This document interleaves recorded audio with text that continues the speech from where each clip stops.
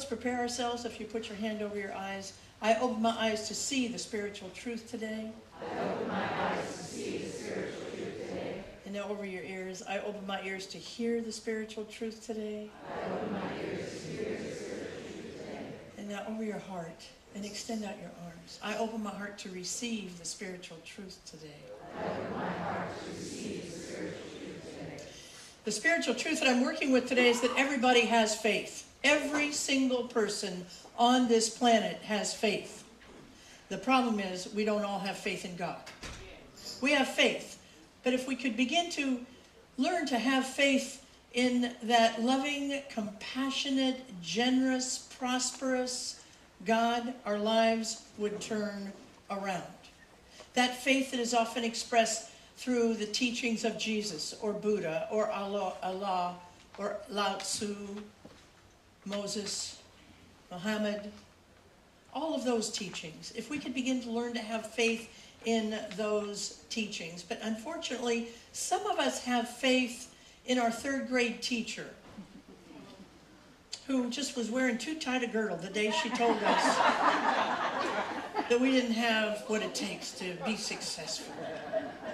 Or our mother-in-law who rolled her eyes at our turkey dinner. Whatever it is, we have faith in that, but we don't have faith in God. Some of us have faith in poverty, but we don't have faith in the spiritual truth of abundance in our life. Some of us have faith in our own loneliness, but we don't have faith in the spiritual truth that we are connected with all beings.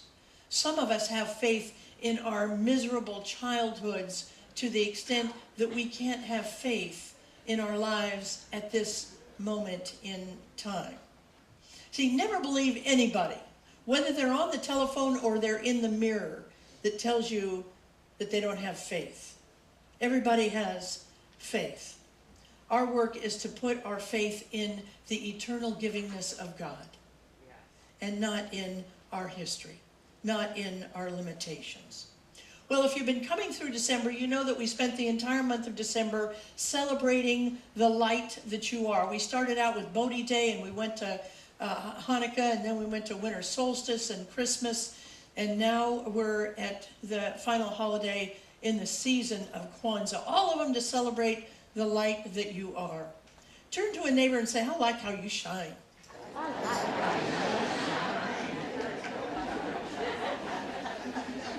I like how you shine. Okay, good.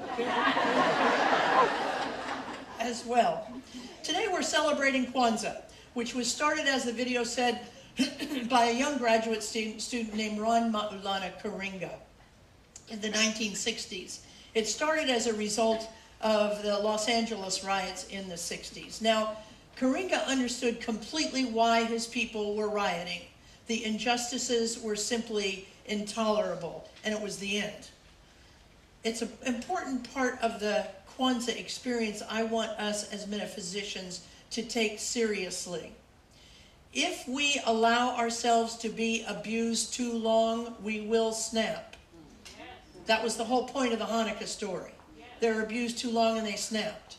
We have women in prisons all over the United States who were abused too long and they snapped. We've got people in offices. We have a whole name for it, going postal. That's a snap. We were abused too long until we simply snapped in our lives. We want to take care of things before they get too bad. We want to be proactive in dealing with the things in our lives that feel oppressive in our lives.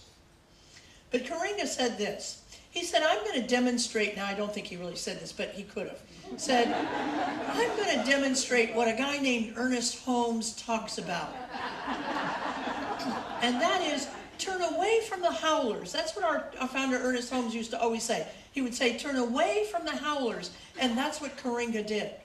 He turned away from the racists. He turned away from the rioters. And he said, y'all do whatever you want to do over here, but I'm going to do something that affirms my understanding that my people are whole, perfect, and complete. That's all I'm going to do. I'm not going to deal with trying to convince anybody about my people. I'm simply going to find a way to affirm them and then celebrate it. And that's what he did. He went back to his motherland, and he found while he was there a harvest festival called Kwanzaa with one A at the end. And that Kwanzaa festival touched his heart because it had the 7 principles that he brought back. And he put another A on it.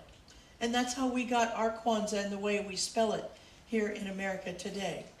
I used to say it was the fastest growing young holiday in America, and I could still say that, except it's 50 years old. It's 50 years old right now.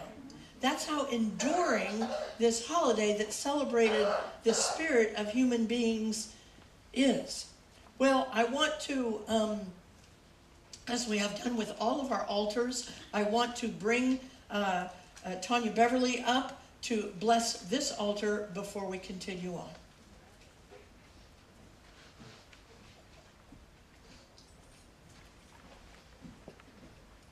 Habar Church. Habar. The principle for today is Imani, is faith. And I'm honored to present the community with this beautiful altar that was put together by our very own Rebecca. And on the altar, we have a woven mat, a straw mat. And that mat is the foundation of which you build the altar on. The next thing that I direct your attention towards is the kanara. The kanara is the vessel that holds the 7 candles. We call it the branches. And it's always made out of wood representing the motherland of Africa. Each of the candles, the Mashuma Saba, the 7 candles. The red represents the experiences of the African American people. The black represents the African American people. And the green represents the future and the futility of our youth. We also have on the altar what we call our unity cup. And the unity cup is used to pour libation. Also, we have corn on the altar. Corn is always on the altar to represent our children, Vimbuzi. And you need to have an ear of corn on the altar for each child in your home. And if you have no children, place an ear of corn to represent the children of our future. We have on the altar our flag, the bandera, has the black, the green, and the red representing the African American people. We have a copy of the Nguzo Saba, which are the 7 principles of Kwanzaa. And we have Zawadi. Zawadi are the gifts that we exchange during the Kwanzaa season, which are always homemade or educational in sense, and never commercial. So here we have our altar. And I'd like to invite Gretchen to come up and help me with the lighting of the candles. So we're going to light the candles on the Kanara, and the 7 candles are the Mashuma Saba. We're going to start with the black candle, which is in the center. And again, the black candle represents the African American people.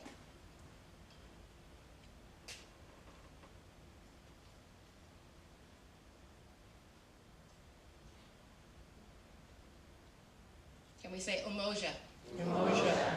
Next, we light the red candle, the first next to the black candle.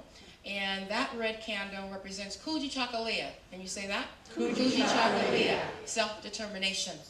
We light the nearest green candle to the black candle, and that represents Ujima. Can you say that? Ujima, collective works and responsibility. We light the next red candle, which is for Ujama, cooperative economics.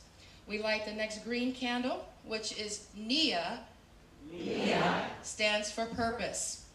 And we light our next red candle, and that is for Kaumba, creativity.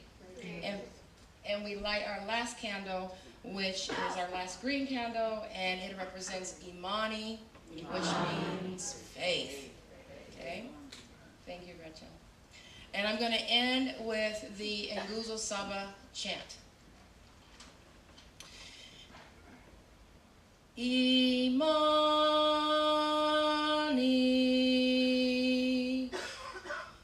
Umoja,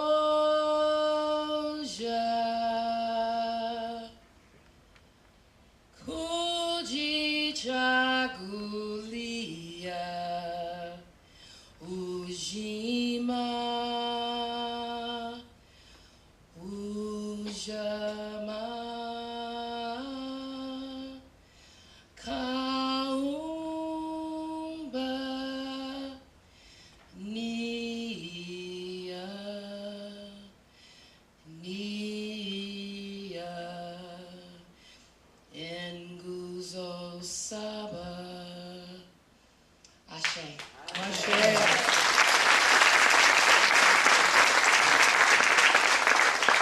Thank you. That is beautiful, Tanya.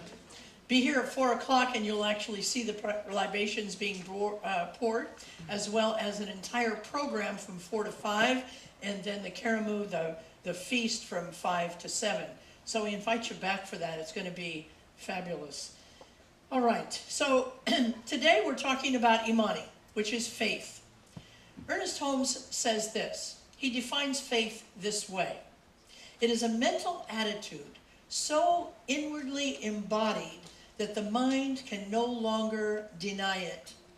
That's what faith is. It's a mental attitude so inwardly embodied that the mind can no longer deny it. That is why Jesus said to the blind man, "Thy faith made thee whole." Yeah. But here's the trick. Unfortunately, the faith can make thee broken as well. So here's the bonus spiritual truth today. What you sow, you reap. If you are so inwardly embodied in an attitude, a mental attitude around your failed marriage, your failed first marriage, your failed second marriage, your failed third marriage, it's going to be very challenging for you to embody a vision of a successful marriage. If we are our mental attitude is so embodied in our miserable childhood, it's going to be very challenging for us to see a future that is bright and glorious that you were intended to have. If we are so embodied in our mean boss at work, it's going to be hard for us. It's going to be challenging for us to continue to rise up in that environment. See, our work right now is to train to turn our mind around so that we're not looking at failure, but we're looking and embodying success in our lives. Training our mind to have a mental attitude that embodies the scientific, let me say it again, scientifically proven spiritual truths that we teach here at CSA. And that's what Ron Karinga did. That's what Dr. Karinga did. He trained his mind to celebrate the whole perfect and completeness of his people. Yeah. He didn't waste any time going and trying to train and teach anybody anything else. He didn't look at what the facts that looked like they were facts out there. He went to the spiritual truth. My people are whole, perfect, and complete. And not only did he affirm that, but then he went about celebrating it. And that's something we can all learn from. We need to affirm the spiritual truths in our lives, and then we need to find ways in our lives to create celebration around them and actually actively celebrate them in our lives. Ernest Holmes said a trained mind is so much more powerful than an untrained mind. Yeah. Imani, faith, takes training. Actually, that's not true. Faith, Imani, takes no training at all unless you want to have success in your life. And if you want to have success, then it takes training. It takes us to begin to understand. It takes us to say, you know what, I'm going to get in that foundations class. I've been hearing about it for a long time, or maybe I just joined the church and I'm just hearing about it. I'm going to get in foundations. I'm going to learn about the spiritual truths so that I can begin to train my mind and embody a mental attitude of success, of prosperity. I'm going to learn how abundance works. And then I'm going to embody a mental attitude that I am abundant by cooperating with these new spiritual principles. You know, I've already taken foundations, but I'd like to go deeper in my life. I'm going to take one of the other classes that are being offered right now, the class that Rosanna talked about, practical mysticism. It's nothing woo-woo about practical mysticism. It's understanding how to walk with God in a deeper way, with a closer clasp on God's hand. Meditation, taught by this fabulous practitioner who we're going to force into ministerial school pretty soon. Take that class and learn how to go deeper with God. It's not just sitting around saying Om for 90 minutes. It's actually learning how this thing called connecting with the divine actually works in your life. Our mind, to look through, to train, when we train our mind, we look through what looks like it's truth to see truth. Ernest Holmes said, we want to look through failure until we see the face of God. We don't want to look around it. We don't want to deny it's there. We want to look through failure until we see the face of God right in that what appears to be failure in our life. See, some of us, we want to be wealthier in our lives, but we keep focusing on how we have to hoard our money, how we have to take what little money we are and keep it close to us. Now look, I'm all for savings accounts. I'm not talking about don't have a savings account. But what I am talking about is if you're living life out of fear, if you're not doing the things with the money you already have, if you're not doing the things that make you happy in this life, you're not living spiritual principle. You're not embodying Imani in your life. We want you to understand the divine inheritance that is absolutely yours. See, when we have a faith in lack, that's what's going to show up. Always, every time. That's easy for you to say, Reverend George. I like that. Sounds good. But you don't know my family history. You don't know my history. You don't know my tribal history. You don't quite understand. I don't need to know it. I don't even want to know it. What I want to know is that you know that you are whole, perfect, and complete and a child of God and have a divine inheritance that is yours. And that any block in having that divine inheritance flow through you to yourself and others is caused simply by not embodying spiritual truth in your life. Not embodying a mental attitude that is so strong that you can deny anything that doesn't look like it in your life today. See, whenever we need to cultivate success in our life, there is a divine spiritual principle driving it. No exceptions.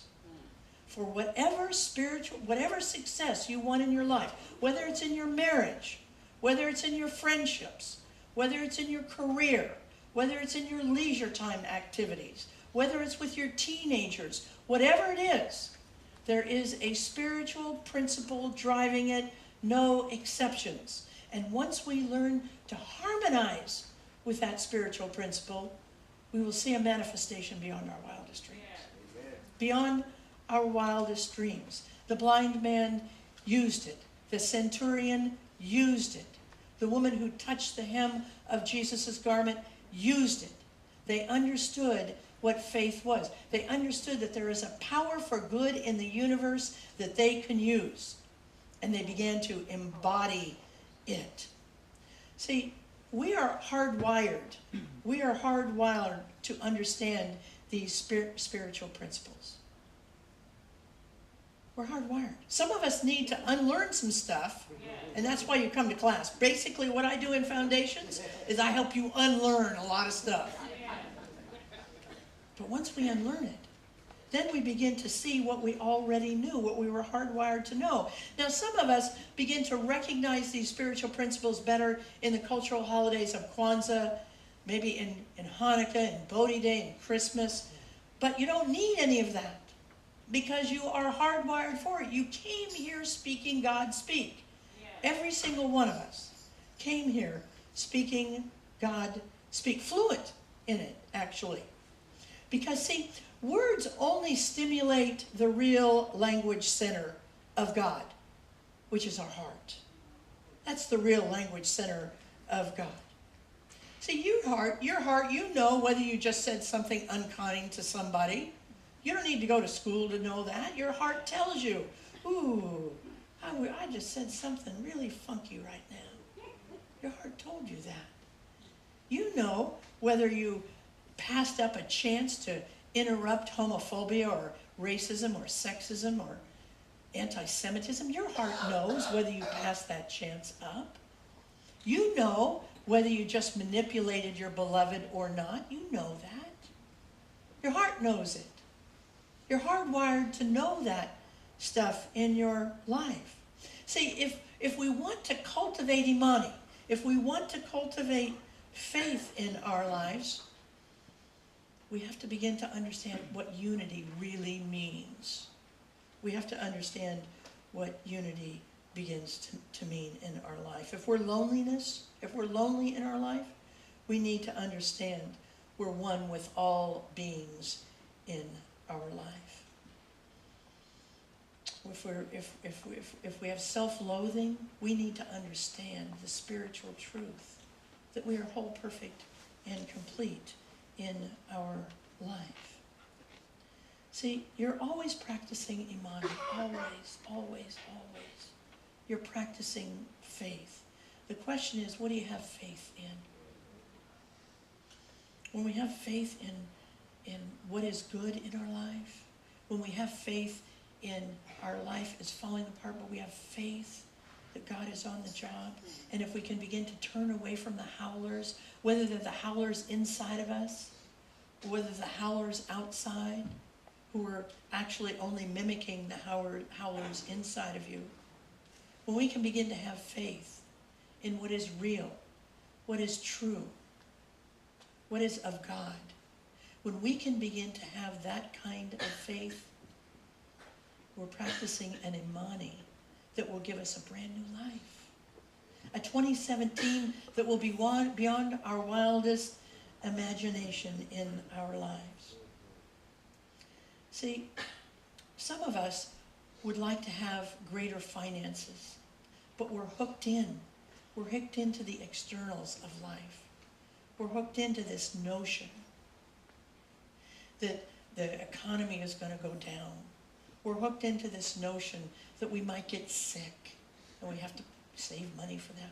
We're hooked into some notion that either hasn't happened, or if we look through it, we can see through it into a whole new day in our life. We live in a perfectly giving universe.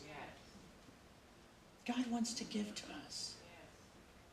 We need to stop putting up these blocks and start really taking this notion of Imani seriously. To open our hearts. For if the language center of God is truly our heart, our work in order to get to Imani is to open the heart. To do whatever it is we need to do. To say, I know my childhood gave me some funny ideas that closed my heart. I'm going to use 2017 to open it. I know my marriages in the past have given me some funny ideas about relationship, but I'm going to open my heart in 2017 and make this brand new. See, the wonderful thing about Imani, the wonderful thing about being in this church is what we learn is this. We set the intention and God will take care of the rest. If you will begin to use 2017 for the intention to open my heart. I opened my heart in 2017. I don't know how closed it is even. I don't know how you're going to open it, God. I don't get it. But my intention is for it to be open. Sit back and watch. Watch God march in. March in through your mind. You'll know what the next step is to open your heart. But it's not going to happen unless you're able to do that. So Imani is your choice. You're always in faith. What will you have faith in? Will you have faith in love? Will you have faith in compassion and generosity and social justice this year? Let's have a whole room full of people who have that intention and so much more. Let's have a whole room of people who are walking around in their offices, in Safeway, at the gas station, everywhere we go, with such open hearts that people are just attracted to us because they feel it, just like you felt it. When you've been around someone with an open heart, you felt it. Be that person. Let's take this message into prayer, knowing there's only one power. It's the power of love, and it just flows right through us. I give thanks for that. I get out of God's way and let God do God's work through me. I intend for 2017 for it to be a fabulous year at CSA. A year where more people come and say, I want to learn about this stuff that makes my life better. I give thanks for that. I release this word into the law, and together we say, and so it is.